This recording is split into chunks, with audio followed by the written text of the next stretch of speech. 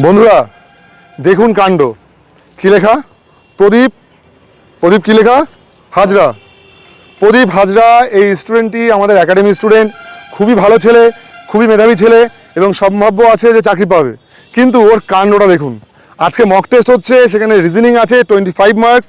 ও কোডিংগুলো লিখে নিয়ে এসছে কি 1 for A for 1, B for 2, C for 3। একবার দেখুন, এটা কিন্তু অ্যাকচুয়ালি লিখে আনলে হবে না, এটাকে মেমোরাইজ করতে হবে।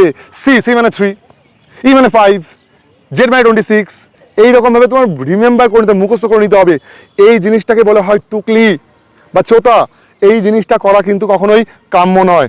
পরীক্ষার হলে তুমি যদি এই জিনিস দেখতে যাও, দেখে দেখে করতে যাও, ভেরি টাইম কনজার্ভিং। যদি তোমাকে ধরে নিলে, আমি ধরছি তোমার পরীক্ষা কিছু বলবে না, বলবে তো অবশ্যই। তোমার 3 বছর কেন, তোমাকে লাইফ টাইম সাসপেন্ড করে দিতে পারে। এই ধরনের কোনো কাজ করলে লাইফ টাইম সাসপেন্ড করে দেবে এক্সাম থেকে। সেই এক্সামে আর কোনোদিনও তুমি বসতে পারবে না। কিন্তু তা সত্ত্বেও তোমাকে বলছি,